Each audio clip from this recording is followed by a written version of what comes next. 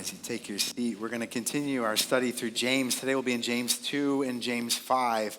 And lucky for you and lucky for me, today we're going to finish up today talking about tithing. All right, so it's the most important practice. It's one of everybody's favorite practice. And I heard a sermon this week. It was actually at one of our partner churches in Baltimore area. A pastor was talking about the tithe. And in the midst of this financing kind of thought today, and some of the passages, if you've been reading through James with us over the last few weeks, you've probably come across James 2 and James 5, and there's some stuff about financing in our faith. And when I think about wisdom with finances, this image was really helpful from this pastor. He took all of these 45-pound plates. If you've ever been at the gym, then you know oftentimes the weights are a big circle. Many kind of standard weights are 45 pounds. And he just stacked them up like one on top of another, like pizzas almost. And he asked this like bodybuilder, personal trainer type guy to come up and lift the weights. And the guy came up and he kind of put his arms around him and he was like, oh, and he's like, he couldn't lift the weights. And he said, oftentimes what we're talking about, he kind of labeled each of the weights as types of things in our finances, our mortgage, our car payments, our food bills, our utilities, our student debt. And he talked about how heavy that stack can be for people. It feels like they can't lift it. And then you come to church and he grabbed another 45-pound plate. And he says, and then you're told to be generous and to tithe and to give. And he puts that plate on top of the already unliftable stack of plates. And he goes, that's how most often we talk about finances in our faith. It feels like one more expense added to an already impossible lift. And then he goes and he asked his little personal trainer, bodybuilder friend to go and get a barbell, which if you've been to the gym, again, this is a long kind of pole. And on the ends of it, it's you put the weights on it. The barbell also weighs 45 pounds. And he says, when you start to learn biblical principles for financing, tithing is actually like the barbell, and then he redistributes the weight. And he put the weight on there, and his friend reaches over, and his friend not only lifts up the weight, he then starts walking around the stage with it. And he shows that if you get your finances in line with your faith, the rest of your finances become much more evenly distributed and easier to carry. And he said this barbell is what we're kind of talking about. That was the illustration. But here's the reality is that we're not supposed to talk about money at church, right? Oh, I think my battery may be dead, Jimmy. Can you follow along with me? We're not supposed to talk about money at church. We're not really supposed to talk about money at all. But we're definitely not supposed to talk about it at church. And I'm talking about this as a pastor. Like, this is one of those topics that comes up amongst my peers and friends, and it's kind of like tongue-in-cheek. Like, hey, how do you talk about it? How do you bring it up? And the reality is, I am not an economist. And many pastors talk as though they're experts on all things economics. I'm also not a financial advisor. And many pastors talk as though they're giving financial advice. And many people start to wonder, like, well, who is this person and why are they talking to us? Who is the church to talk to us about finances? The church has done some of the shadiest stuff in the history of humanity when it comes to finances. And so sometimes pastors and churches are afraid to talk about it, but I'll be honest with you, the places where the shadiest stuff happens are the places where they talk about it the least. So it's important that we talk about finances as a church. It's important that we talk about how our finances and our faith go together. It's also one of those things just in the world, like we don't really talk about it, even though we're trying to display it all the time for everybody. We don't often talk about it in the world. It's kind of a taboo topic. It's not something that we like to bring up casually in conversation unless you're like somebody in Manhattan. There it's like they ask you pretty quickly, like, how much do you make? But when I think about this, it's also something that it's an interesting thing because we feel like, this ambiguity starts to grow between how does our faith and how do our finances come together? And when all is said and done, most of us just don't like being told what to do. So the act of generosity often feels like it's not our natural disposition. We don't tend to give. We are far more prone to consume, far more prone to take. And so I just want you to know, at City Coast, we don't talk about money all the time, but we do talk about it from time to time. It comes up when it comes up in the midst of our studies, like it has in the book of James, in James chapter 2 and in James chapter 5. It comes up a little bit. So while we don't talk about it all the time, we do talk about it from time to time. Jesus talked about it, so often when we're studying the life of Jesus, we'll see what Jesus taught about finances, about economics. There's the sense in which the Bible talks about how finances affect the world. If Jesus talks about how finances affect the heart, then the Bible often is talking about how finances affect the world. And so the church talks about how our finances affect us as people. So today is not a macroeconomics lesson or my pastoral insights on the global market. Today is really about you and I growing in our faith.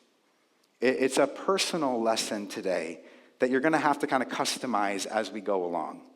All right? And so as we do this, we're going to talk about money today. The big idea from Jesus, the big idea from the book of James, the big idea from the Bible at large, the big idea that I hope the church is always communicating is that wise people finance for eternity. Wise people finance for eternity. We're operating on just a different timeline as Christians. We're operating within a different kingdom as Christians.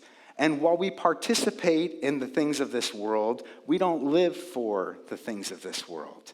And so wise people, as James is going to teach us, wise people finance for eternity. It is, I think that there's kind of a foolish way that you and I go about living in this suburban consumerist mindset without ever really thinking about it. What do I mean by suburban, consumerist? Like, well, after World War II, if you didn't know this, after World War II, in terms of like populations, only about 13% of the population lived in what we would classify as suburbs. So in the 1950s, about 13% of the population lived in suburbia. Suburbia is this kind of modern thing that really grew out of that post-war era. And from 1950 to 1980, over 50% of the U.S. population would move into what we know now as suburbs. And a big part of that had to do with the post-war economy from the 50s to the 70s. The post-war economy was booming. There was a new kind of mass marketing and media styles that were happening so that people could be marketed to. Maybe you've heard of, or maybe you remember the Sears catalog, or maybe you remember the first advertisements on televisions. There was a whole new wave of marketing that kind of accompanied this suburban boom. Alongside of that, the cost of products went down, specifically discretionary products. As we imported many products from many places, the cost of producing those went down. And so people could buy things, not just like toys and trinkets and clothes, but like appliances for these new homes that they lived in. It was just a different era for the consumer. And in the midst of that, this new invention in our economy really took off, which is called credit. Meaning you could purchase things without paying for them. All of this kind of built what you and I know today as suburban life. And we just kind of live in it and breathe it. It's something that, if you look at what happened between the 50s and the 70s, people went from being debt-free producers to debt-filled consumers. So much so that most of us, myself included, probably could not produce for ourselves the things we need to survive. Like, we don't grow very many vegetables in our backyard. So if I had to grow my own food, it might be dicey.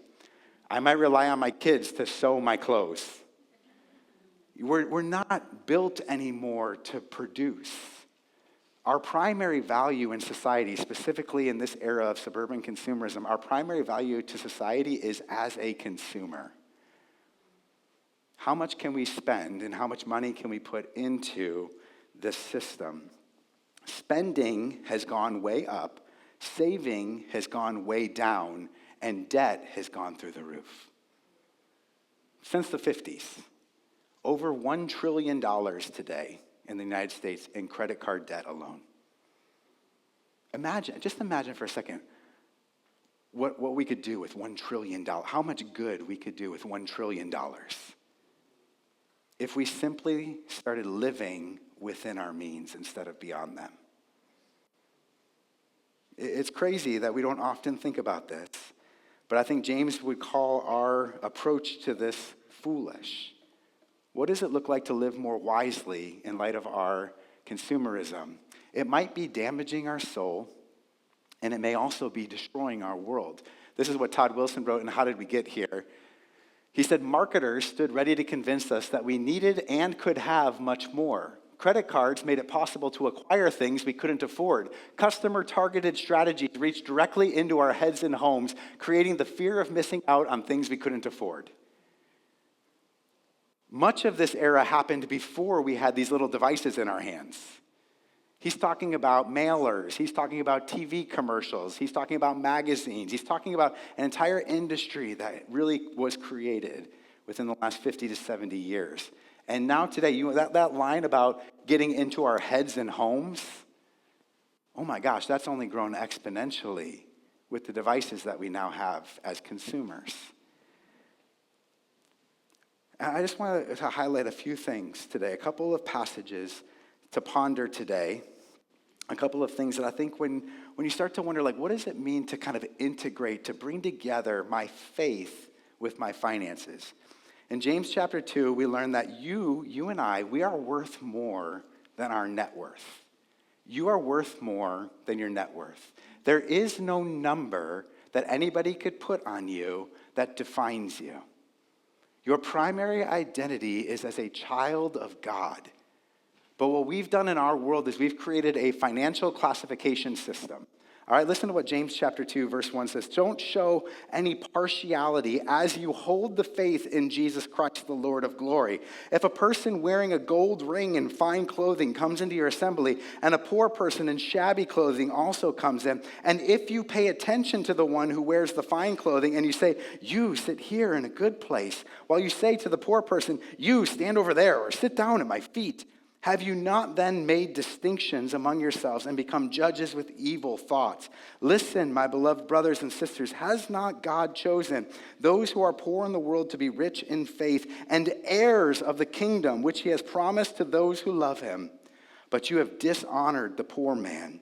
Are not the rich the ones who oppress you and the ones who drag you into court? Are they not the ones who blaspheme the honorable name by which you were called? If you really fulfill the royal law according to the scripture, you shall love your neighbor as yourself, you are doing well. But if you show partiality, you are committing sin and are convicted by the law as transgressors.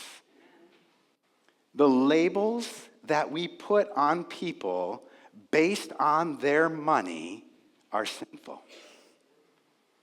James says the primary way in which we identify one another is not categories of rich and poor, but the category of neighbor. If you will love people and see people as a neighbor, you will do well. But if you follow the financial classifications of this world in how you see others and in how you see yourself, that is outside of your true identity. You're worth more than your net worth. Jesus said this in Matthew chapter 5. He said this crazy thing. He said, blessed are the poor. They will inherit the kingdom of God. Poor people don't inherit anything. And Jesus says they're going to inherit the kingdom of God. God does not look on us and see financial classifications. He looks on us and sees children. And he calls us to love one another as neighbors. He says the poor will share in this inheritance. They will be co-heirs with Christ. In Luke chapter 14, Jesus tells a story of people coming to a big party, and they often like to take the seats of honor. They like to promote themselves based on what they've worn and how much they're worth and how they're viewed in society. And so they take these high seats. He says, how embarrassing is it when the host of the party has to come to that person and say, hey, could you move down the table a little bit? Somebody more honorable than you is here. Jesus' point in that lesson is to see yourselves humbly, to look at yourself the way God looks at you. And to recognize that in him all are welcome to the table. He is the host of this eternal kingdom party. And in the midst of this, he is saying, come to me, all who are my children. All of my children, come to me, and you'll be blessed. There are no classifications of rich and poor in the kingdom of God. There are only neighbors, brothers and sisters in Christ. Our financial classifications for people dehumanize them. We dehumanize one another when we refer to them as those rich people. We dehumanize people when we look at them and go, those poor people. And James is saying that is a sinful way to view people. Christ's sacrifice has rehumanized all of us. God looks at each and every one of us, each and every person who has ever existed and will ever exist, and God says, you are worth the sacrifice of my son. There's no price tag on you that's worth more, and price tag on somebody else that's worth less. Every person who has ever existed is worth the life of Christ. That's what Christ's sacrifice does. It levels the playing field. And in the midst of offering that sacrifice, God says, you are worth infinitely more than dollars and cents. You are worth infinitely more than dollars and cents. Your primary identity is not a number. Your primary identity is as a child of God. And if we as a church would learn to see people as neighbors instead of following these classifications, I think it would create a very unique type of community within our suburban consumerist culture. Everyone is worth Christ's sacrifice, and everyone is worth infinitely more than the dollars and cents attached to their name. You're worth more than your net worth. That's one of the things we learn from the book of James. Another thing we learn is to not live for and love fleeting things. In James chapter 5, if you go over just a page or so, you come into this section of James chapter 5. We'll break it into two little lessons here, but the first one comes in chapter 5, verse 1. Come now, you rich, weep and howl for the miseries that are coming upon you. Your riches have rotted and your garments are moth-eaten. Your gold and silver have corroded, and their corrosion will be evidence against you and will eat your flesh like fire. You have laid up treasure in the last days. Behold, the wages of the laborers who mowed your field, which you kept back by fraud, are crying out against you, and the cries of the harvesters have reached the ears of the Lord of hosts. You have lived on the earth in luxury and in self-indulgence. You have fattened your hearts in a day of slaughter. You have condemned and murdered the righteous person. God does not resist you. Don't live for, don't love temporary things. Don't live for and love fleeting things. This sounds a lot like what Jesus had said in Matthew chapter 6, when he says, don't lay up treasures on earth where moths eat and rust destroy and thieves break in and steal. Don't treasure temporary things. Instead, lay up for yourselves treasures in heaven where moth can't destroy and thieves can't break in and steal and rust doesn't touch. He says that where your treasure is, there your heart is. If you love earthly things, you will live for earthly things. And there will never be enough earthly things to satisfy the deepest desires of your heart. It's a foolish way to live, constantly consuming earthly treasures, constantly pursuing earthly treasures. In Luke chapter 12, verse 15, Jesus tells another story about, it's actually in light of a family coming to him to try to settle a dispute over inheritances. And he's teaching about covetousness. And he looks at them in chapter 12, verse 15. He says, life does not exist. Life is not found in an abundance of possessions. Life is not found in an abundance of possessions.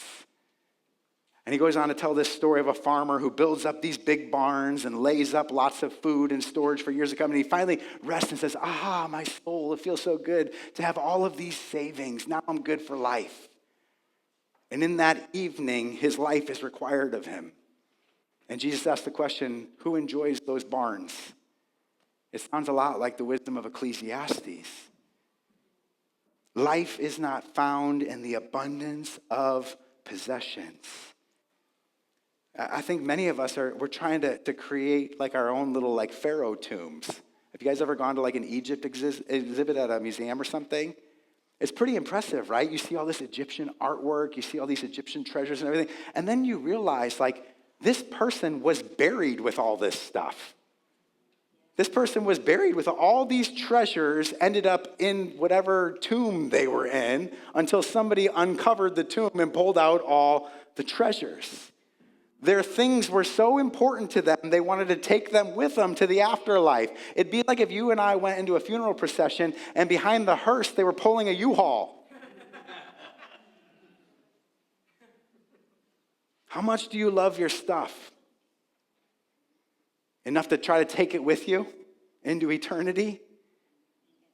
Are we just competing to see who has the biggest U-Haul behind our hearse? Don't live for, don't love fleeting things. You are worth more than your net worth. So don't give your heart over to things that will never satisfy the deepest desires of your heart. The wisdom of James continues. The third thing he says in this chapter, chapter 5, verses 4 to 6, is that nothing goes unnoticed before God.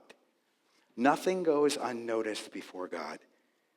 He said that, behold, the wages of your laborers who mowed your fields, which you kept back by fraud, are crying out against you.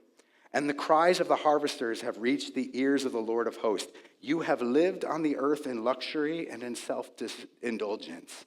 You have fattened your hearts in a day of slaughter. You have condemned and murdered the righteous person. Often in our lives, it feels like people get away with a lot.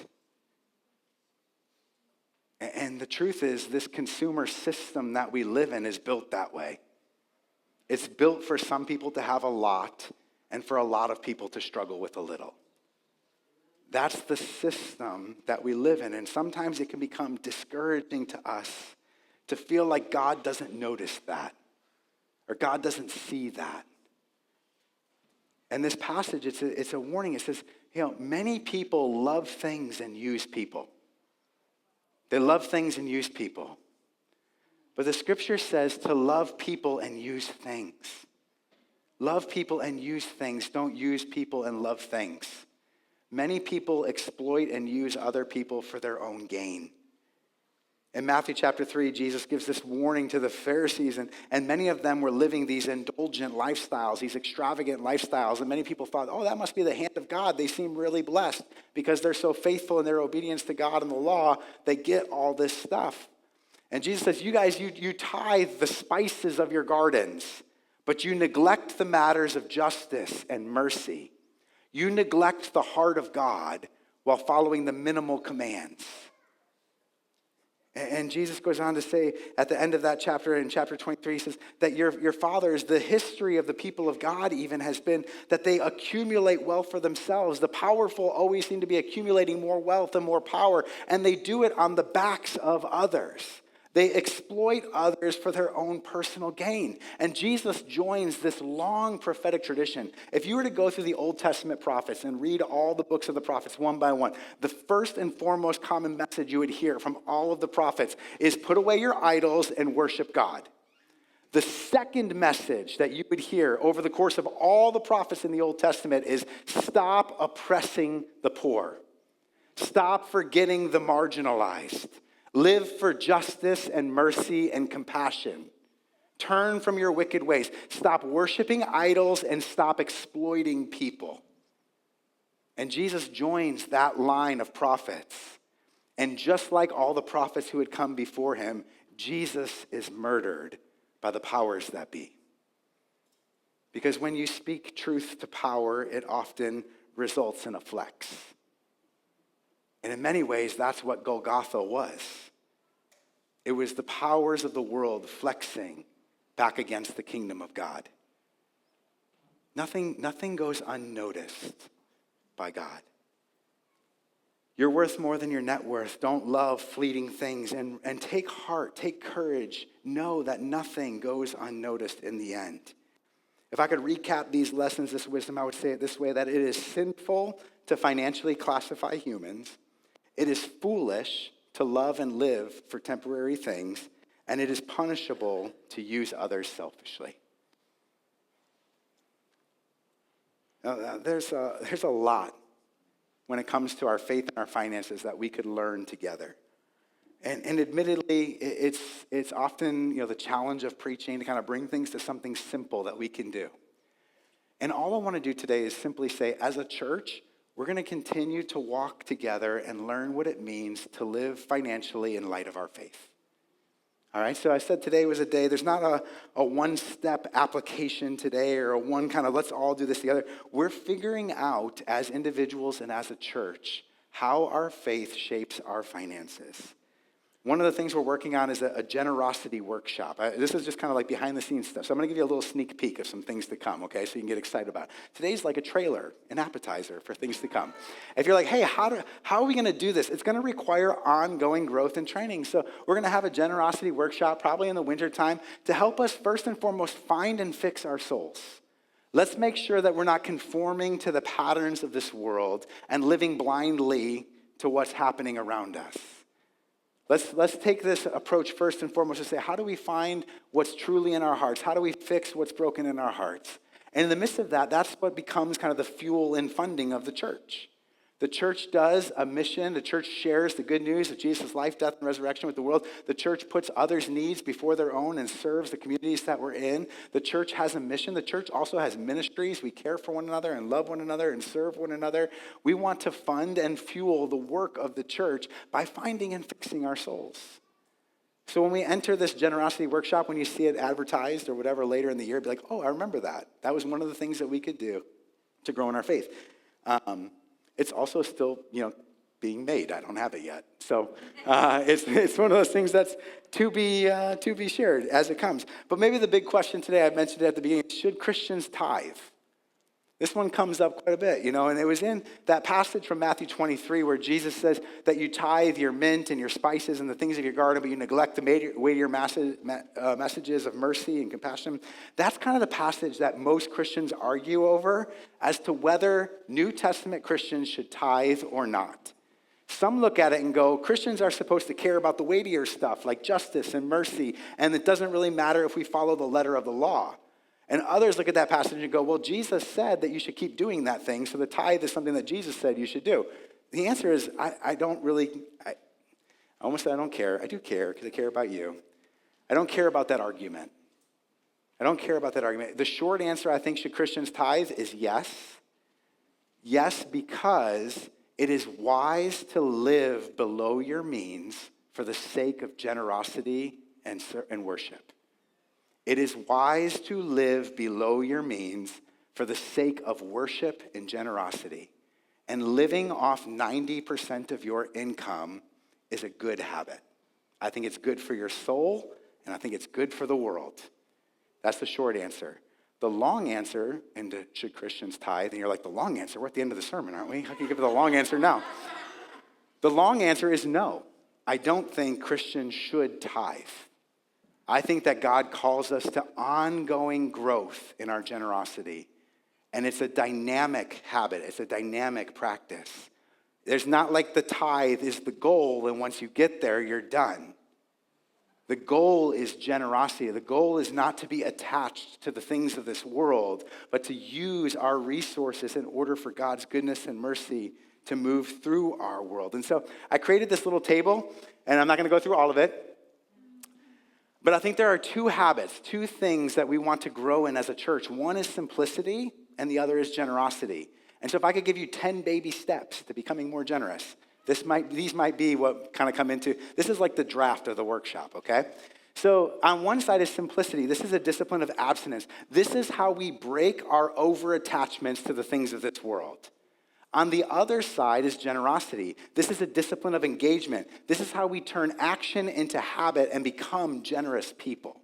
All right? Because committing one generous act doesn't make you a generous person.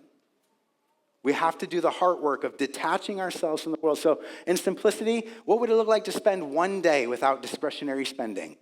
Could you go one day without buying anything online? Could you? I'm not talking about your mortgage. I'm not talking about your health, pharmaceutical bills. I'm not talking about things that you have to have your food. I'm talking about discretionary spending. Could you go one day without spending? Could you take a next step that maybe go one day per week without doing that? Could you maybe go 1 week a month without discretionary spending? Could you maybe go 1 month of the year without discretionary spending? Could you maybe then transition it to only having 1 day per month where you spend something? It seems, yes, baby steps, right? At first, if I said, hey, why don't we all spend 1 day per month? I want you all to change your spending habits and go, I'm only going to spend money on the 15th of the month. We'd all be like, I could never. Okay, well, let's start with the baby step. How about you go 1 day without buying anything that you don't need? All right, if you're there, look at the next step. How about 1 week, 1 day per week? You know, it's like, hey, you know what? On every Tuesday, I just have made a commitment to God to say, I'm not going to buy anything on Tuesdays. Just Tuesdays. At the end of the year, you'll have not spent on at least 52 days of the year. That's a start, right? That's a baby step. That will help simplify. And what it does is it starts changing and reframing the way you spend, the way you consume. All right? That's the simplicity. You know, we'll talk more about that in the workshop. Generosity. From attachment habits to heavenly treasures. This is how we form heavenly attachments. Maybe it looks like one offering one time. Some people have been in church their whole life and never given an offering. And part of that's on churches because we're not supposed to talk about it, so we don't. You may notice that we don't pass a basket around here. Some people just pass the basket as a weekly reminder that there's supposed to be offerings in worship. You know, we have a convenient way of tapping on these tappers on the table, and that's how you can give. We give secretly and securely through our app. Like, that's kind of how we do it.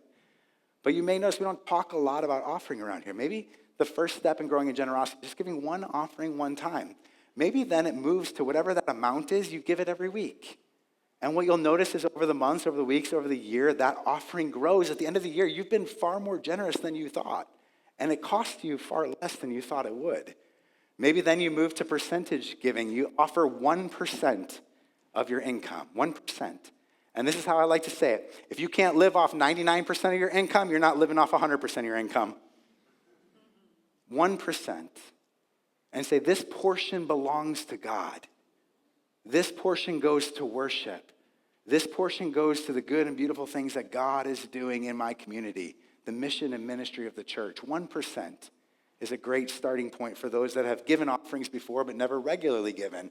Then maybe you go, I wonder if I were to split my tithe, my 10%, and break it down into weeks of the year, divide it by 50, what would one tithe look like? Could you give that one time? One tithe, one time. And just evaluate. Let it sit for the week and see, did you die?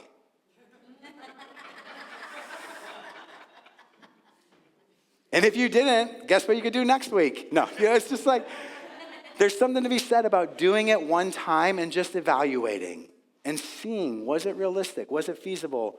And then maybe as you look to grow, you go, maybe my goal for growth isn't to get to 10%, it's to give 1% more every year. I just did this with our offering last year. We kind of came to the end of the ministry year in June, and we began in July. Do you know what adding 1% to our offering did this last year? It added $25 a week. We can do that. We can be $25 more generous every week this year and not be hurting as a family. And it's just a simple step, 1% more, 1% more, 1% more. When you get to 10%, you'll be like, hey, this is the tithe, but you know what? I could do 11. We could do 12. We could do 90. How many of us realistically could live off a much smaller portion of our income if we pair simplicity with generosity? All right, wise people finance for eternity.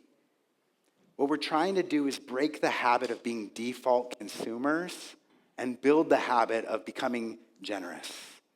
We want to be more open-handed. We want to experience financial peace and financial freedom. We want to experience joy in our finances. We want to experience God in the midst of our finances.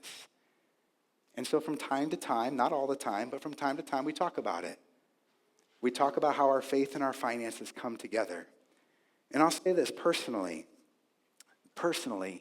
there are very few aspects of my Christian life that stress me out more than finances. I mean, I think I trust God more with my kids than I do with our things. Like, there are very few things in the Christian life that stress me out more and stretch my faith than finances. It is an incredibly difficult thing to bring together. And we don't want to make light of that. We don't ever make light of that. It is a huge faith step to do any of these habits, any of these practices. And so I just want you to know that this is something that I feel like we're growing in alongside of one another. We continue to ask these types of questions of ourselves as we come across them. But I know, and I have experienced now for a long period of time, over a decade, that the more I grow in generosity, the greater peace and freedom I feel financially. The less attached I become to the things of this world, and the more excited I become about the things God is doing in this world. I heard it said this way one time, that if every faithful Christian tithed, we could eradicate world hunger, we could provide everyone with clean water, and we could do some significant damage against poverty. Now, poverty is not just an amount of money. Poverty is an entire system of injustice in our world.